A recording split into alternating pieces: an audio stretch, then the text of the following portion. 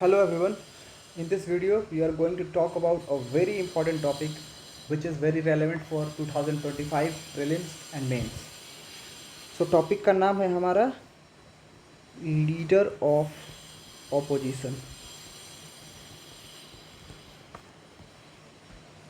ये टर्म हम बहुत बार पिछले कुछ दिनों से लेकर न्यूज़पेपर हर जगह हम सुनते आ रहे हैं और देखते आ रहे हैं।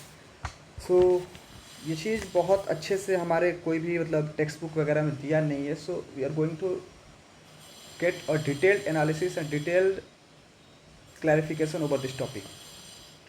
So जो हमारा टर्म है लीडर ऑफ अपोजिशन, ये दिया गया है हमारे salaries and allowance act, allowances act 1977। सो इसका मतलब ये है कि ये एक स्टैच्यूरी स्टेटस है। बहुत लोग जब पूछेंगे स्टैच्यूरी स्टेटस क्या होता है, तो स्टैच्यूरी स्टेटस वो होता है जो हमारे कॉन्स्टिट्यूशन में ना देकर बल्कि पार्लियामेंट लॉ बनाकर पारित करती है। ठीक है।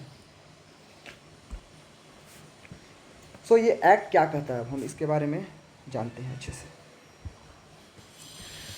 सो एज पर दिस एक्ट, ये जो स्टेटस है leader of opposition,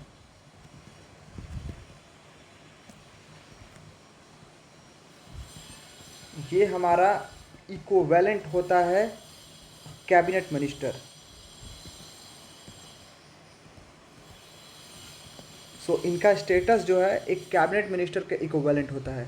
apart from that इसमें और क्या क्या दिया गया है, तो ये एक्ट में ये भी दिया गया है कि अगर आपको लीडर ऑफ अपोजिशन बनना है तो आपको कुछ क्राइटेरिया फुलफिल करना होगा। फॉर एग्ज़ाम्पल, आप उस हाउस के मेंबर चाहे बनने होने चाहिए। सेकेंड क्राइटेरिया हो गया कि आपको प्रिसाइडिंग ऑफिसर लाइक स्पीकर और चेयरमैन द्वारा रिकग्नाइज होना चाहिए। एंड थर्ड क्राइटेरिया है कि आपका वहाँ पे ग्रेटेस्ट नंबर होना चाहिए। और बहुत लोग पूछेंगे कि हमने तो पेपर में पढ़ा था, न्यूज़पेपर में, कि वो 10% फुलफिल करना होता है ये वो। तो जो हमारे ये 10% क्राइटेरिया है, ये इस एक्ट में नहीं दिया गया है, बल्कि ये दिया गया है एक डायरेक्शन में। किसका डायरेक्शन? तो ये डायरेक्शन है हमारा स्पीकर, फर्स्ट जो स्पीकर थे हमारे जीबी मालवंकर,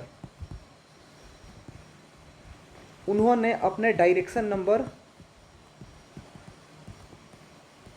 121 में ये क्राइटेरिया रखा था कि आपको 10% सीट्स चाहिए हाउस में to become a LOP, leader of opposition. अब बहुत लोग पूछेंगे कि ये 10% क्राइटेरिया क्यों रखा, तो इसका सिंपल सा ये आंसर है कि 10% जो हमारा है हाउस का कोरम है। बहुत लोग कोरम नहीं जानते होंगे। कोरम होता है कि मिनिमम इतने लोग होने चाहिए हाउस के जो बिजनेस है उसको शुरू करने के लिए। ठीक है। तो इससे क्या होगा कि 10% जब होगा, तो अगर मान के चलिए कि रूलिंग पार्टी इंटरेस्टेड नहीं है हाउस के बिजनेस में, तो अपोजिशन पार्टीज भी आकर अपना हाउस को कंडक्ट कर सकते हैं। सेशन को इंडिपेंडेंटली वो आकर कंडक्ट कर सकते हैं। ठीक है। अब तीसरा चीज़ हो गया हमारा कि जो आजकल चल रहा है, बहुत लोग न्यूज़ में बोल रहे हैं कि लीडर ऑफ अपोजिशन पिछले 10 साल से नहीं है, 10 साल से नहीं है, ये वो। तो क्या पहले भी नहीं था लीडर ऑफ अपोजिशन? तो इसका आंसर है यस, पहले भी कोई लीडर ऑफ अपोजिशन बहुत टाइम शुरू में नहीं था। फॉर एग्ज़ाम्पल, 1952 से लेकर 1969 तक नो लीडर ऑफ अपोजिशन, हमारे पहले जवाहरलाल नेहरू के टाइम पे। देन कब हमें पहला हमारा लीडर ऑफ अपोजिशन मिला? First LOP। ये प्रीलिम्स के लिए बहुत इंपॉर्टेंट है, आपको ये चीज़ नोट करना चाहिए साथ में। तो पहले जो हमारे लीडर ऑफ अपोजिशन थे वो थे राम सुभाग सिंह।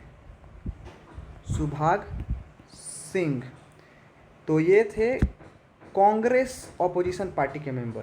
ठीक है। तो ये पहले हमारे LOP हो गए। उसके बाद कब नहीं था लीडर ऑफ अपोजिशन? तो सेकेंड टाइम इनका पार्लियामेंट में कोई रिकग्निशन नहीं मिला वो था 1971 टू 1977। ये दूसरा टर्म था जब नहीं थे कोई भी लीडर ऑफ अपोजिशन। इसके बाद कब नहीं थे? तो इसके बाद नहीं थे 1982 1989 कोई भी लीडर ऑफ अपोजिशन नहीं था, क्योंकि उस टाइम कोई भी पार्टी 10% क्राइटेरिया फुलफिल नहीं कर पा रही थी। यहाँ तक क्लियर है? अब हमें लीडर ऑफ अपोजिशन फिर उसके बाद कब नहीं मिला? उसके बाद हमें नहीं मिला 16th एंड 17th लोकसभा में। अब आप कैलकुलेट कर लीजिए, 2014 से लेकर 2024 तक नहीं मिला। ये हमारा अभी 2024 में 18th लोकसभा है, ठीक है, सॉरी 18th लोकसभा है ये। तो अभी जाकर हमें हमारा फिर से LOP मिला है, LOP मिला फिर से। और ये भी आपको नोट करना चाहिए कि अभी तक का 234 ऑपोजिशन मेंबर्स हैं, ये सबसे बड़ा ऑपोजिशन है अभी तक का। और आप इसे आप क्रॉस चेक भी कर सकते हैं जाकर, अगर आपको विश्वास नहीं है इस चीज़ पे तो।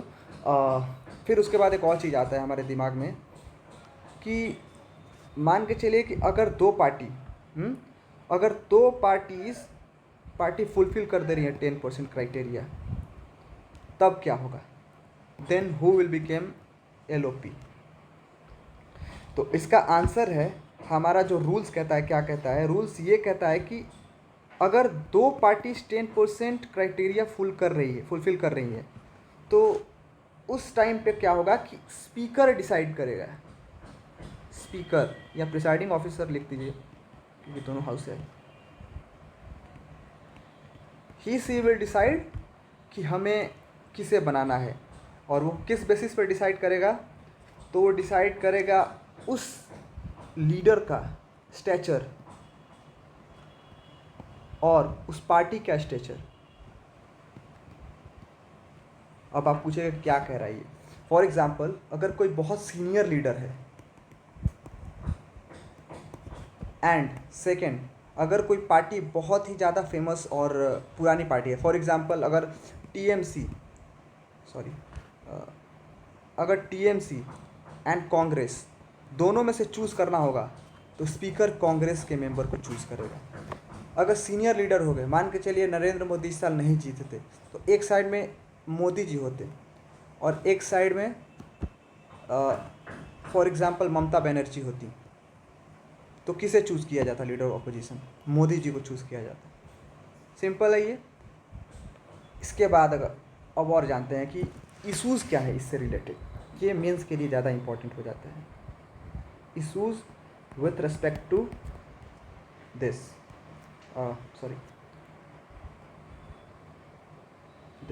LOP।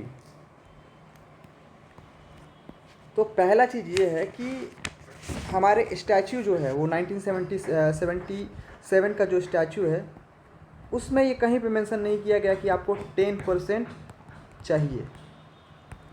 इसमें कहीं पे भी ये नहीं किया गया। और 10% क्राइटेरिया कहाँ से आया? तो वो एक डायरेक्शन से आया, डायरेक्शन ऑफ स्पीकर। तो भाई एक स्पीकर का डायरेक्शन एक पार्लियामेंट्री लॉ से ज़्यादा इंपॉर्टेंट हो गया। ये तो बहुत बड़ा क्रिटिसिज्म है इसका कि आपको एक स्पीकर आकर बोल दिया, लॉ से ऊपर आप स्पीकर को बना दिए। कलेक्टिव डिसीजन हम पार्लियामेंट में लेते हैं, लेकिन स्पीकर आकर बोल दिया कि नहीं ये डायरेक्शन ये चीज़ फॉलो करना है, तो स्पीकर को ज़्यादा तवज्जो दे रहे हैं हम, इंपॉर्टेंस दे रहे हैं। सेकेंडली ये है कि जो 10th शेड्यूल है हमारा, 10th शेड्यूल, उसमें किसी भी ग्रुप को रिकॉग्नाइज नहीं करना। जैसे कि अभी फ़िलहाल में जो हमारा है कि अगर 10% आप फुलफिल नहीं किए तो उस पार्टी को ग्रुप कंसीडर किया जाएगा, नॉट एज पार्टी। हाँ, जो हमारा 10th शेड्यूल है वो कहता है कि पार्टीज़ केवल एग्जिस्ट करेंगी, कोई ग्रुप को वहाँ पे डेफिनेशन में नहीं दिया गया है। No group is recognized in 10th schedule, मतलब ग्रुप को कोई बात ही नहीं की गई है। तो as per this 10th schedule हमें या तो कानून को चेंज करना चाहिए, लीडर ऑफ अपोजिशन एक्ट जो हमारा है उसे चेंज करना चाहिए, और उसमें बोलना चाहिए कि हमें ये जो हमारा फुलफिलमेंट है 10% क्राइटेरिया को, इसको कंसीडर नहीं करेंगे हम। No need to consider 10% criteria. हम डायरेक्टली कोई भी पार्टी जो सबसे बड़ी मेजॉरिटी है उसे हम बना देंगे लीडर ऑफ अपोजिशन। सिंपल सा ये टॉपिक है। अब बात उठता है कि लीडर ऑफ अपोजिशन की आखिर हमें ज़रूरत क्या है। तो for a healthy democracy leader of opposition is very much necessary. वो हमारे बातों को वहाँ पे उठाता है, जाकर हमारे जो मुद्दे हैं उससे जाकर वहाँ पर उठाता है। सेकेंडली क्या करता है कि उसका स्टेचर प्राइम मिनिस्टर के बाद दूसरा सबसे बड़ा होता है, क्योंकि अगर वेस्टमिंस्टर सिस्टम देखें ब्रिटेन का, तो जो लीडर ऑफ अपोजिशन होता है वो एक ऐसा मेंबर होता है कि अगर इनकम गवर्नमेंट गिर रही है, सरकार गिर रही है, तो सबसे बड़ा पहले किंग जो है वो देखने जाएगा कि लीडर ऑफ अपोजिशन में कौन है, उसे उसके पास जाएगा कि प्रूफ कीजिए मेजोरिटी, आपको प्राइम मिनिस्टर बनाएंगे। प्राइम मिनिस्टर इन वेटिंग बोला जाता है। तो ये जो हमारा है ये जब चाहे तब पीएम को कॉल कर सकता है कि भाई आपको इस मैटर पे टॉक करना है, आइए यहाँ पे, आपका उपलब्ध होना बहुत ज़रूरी है। फॉर एग्ज़ाम्पल मणिपुर इशू चल रहा है, तो यहाँ पे अगर राहुल गांधी कोई डिस्कशन लाना चाहते तो सीधा मोदी जी को बोल सकते हैं कि मोदी जी आपको यहाँ पे हाजिर होना है, आप आइए and we should have to discuss over this. Prime minister can not deny this, उन्हें मानना पड़ेगा। ऊपर से कोई भी चीज़ मैटर उसे उठाना है पार्लियामेंट में, तो उसे ज़रूरी नहीं है कि क्या बोलते हैं उसे, स्पीकर से परमिशन उसी टाइम लेना है, एकदम नोटिफाई करना है पहले जाकर बताकर कि हमें ये चीज़ पे बात करना है। पहले नोटिफाई करना होता है कि हम इस मैटर पे डिस्कस करना चाहते हैं, उन्हें नहीं करना होता। वो डायरेक्टली आकर उस पर स्पीकर से परमिशन लेकर बात कर सकते हैं, ठीक है। एंड बहुत सारा ऐसा पोस्ट है, जैसे कि आपका हो गया NHRC का, CVC का, लोकपाल का, वहाँ हमें मेंबर्स में जो कि इन्हें सेलेक्ट करते हैं उसमें लीडर ऑफ अपोजिशन का भी ज़रूरत होता है। ये आपका CEC भी हो गया, वहाँ लीडर ऑफ अपोजिशन का भी ज़रूरत होता है।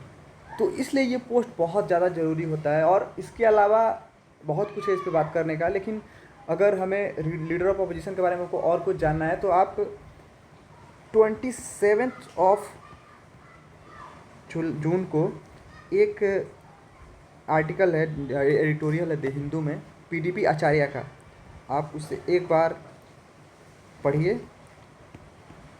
एंड फर्दर जो भी कुछ आपको और एक्स्ट्रा जानना होगा तो उसके लिए आप you can comment on this and I will definitely reply you about that. और रोल ऑफ अपोजिशन बहुत कुछ है, आप खुद से भी गूगल करिए, क्योंकि UPSC के एग्ज़ाम ऐसा है कि आपको खुद से भी एफर्ट्स डालना पड़ेगा। कोई भी आकर आपको यूट्यूब पे बोल दे कि मैं आपको ये पढ़ा दूंगा, ये कर लो, आज इसके अलावा कुछ नहीं करना है, वो आपको सरासर आपके साथ खेल रहा है वो। क्योंकि UPSC के एग्ज़ाम में शॉर्टकट ट्रिक नहीं चलता है, उसमें आपको books reading in between lines, newspaper reading और जितने भी अच्छे मार्केट पे बुक्स हैं उन्हें पढ़ना होता है एकदम कंपल्सरली। ये नहीं कि हम ऊपर ऊपर से पढ़ के चले गए, नहीं, आप उसे समझ पाइएगा टॉपिक को, लेकिन एग्ज़ाम में उसे आप इम्प्लीमेंट नहीं कर पाइएगा। So you should have to read books. Thank you. आगे आपको वीडियो में फिर से मिलेंगे हम।